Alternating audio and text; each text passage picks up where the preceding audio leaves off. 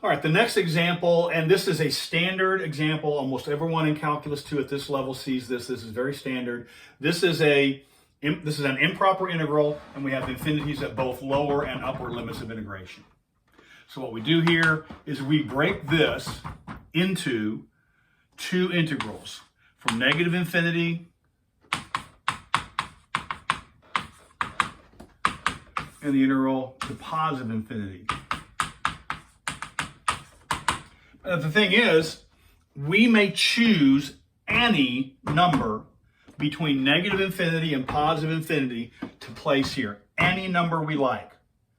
Is absolutely irrelevant what number we pick. If they all work, then we might as well pick the best value, the simplest value. The ones that are difficult work, the ones that are easy work. If you want to, God bless you, you can choose 157.8 to be that value and that value, but that's not required.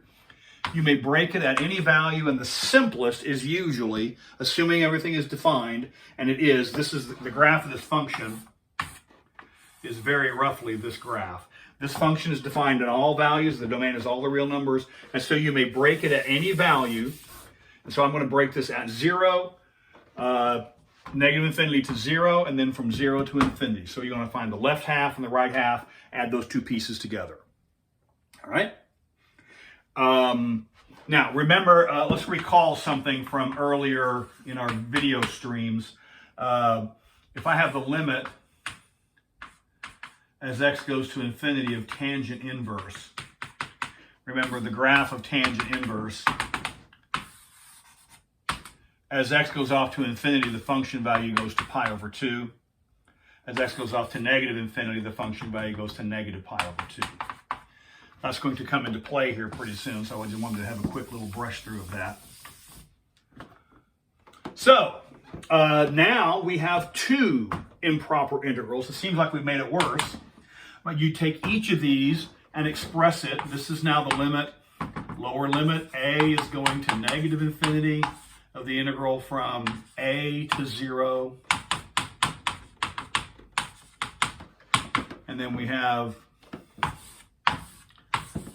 limit. This is an improper integral. This is like Dr. Guffey used to say, you had so much fun, do it again.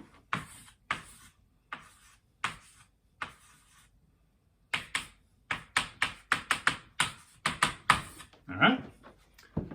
So this is improper, so make a limit statement. This is improper, make a limit statement.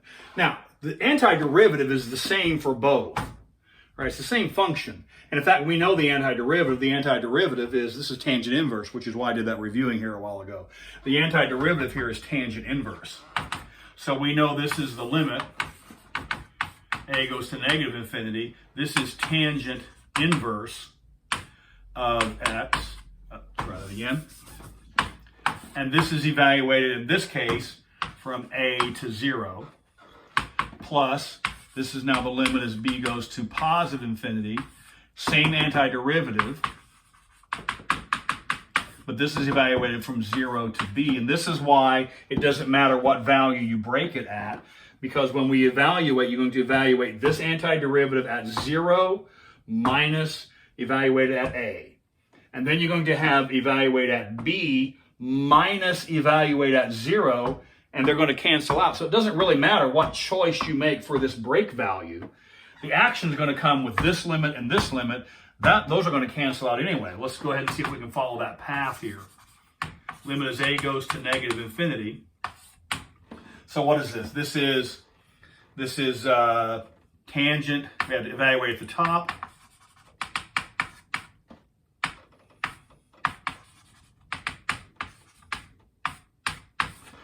Evaluate the top limit, evaluate the bottom limit. Upper limit minus lower limit. Plus, same song, second stanza. Evaluate the upper limit minus evaluate the lower limit.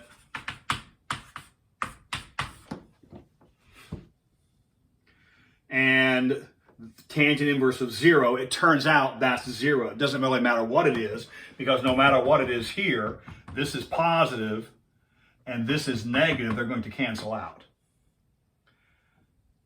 So is it clear? We may ignore these because they cancel. Even if we had chosen to break at some other random number like 15, this would have been tangent inverse of 15, and I have no idea what it is, but it doesn't matter because this is minus tangent inverse of 15. So the specific value you choose to break is irrelevant. What we have now is evaluate here. So this is, remember there's a negative sign here, so be very careful. So substitute negative infinity into here. This is negative tangent inverse of negative infinity. That's this first piece. Plus, second piece, this is tangent inverse of infinity. Again, we're now using our infinity arithmetic. I will allow you to do this because we understand that when we write this, we mean shorthand for the limit statements. And then the last little bit here, remember that tangent inverse of negative infinity is negative pi over 2, but this is negative also. So we have negative pi over 2 plus this is positive pi over 2. So this is pi over 2 plus pi over 2. I can do that, and I'm from Missouri, so I can handle that. That's pi. So if you have improper both limits of integration, break, and then do the same expression twice, is actually very straightforward.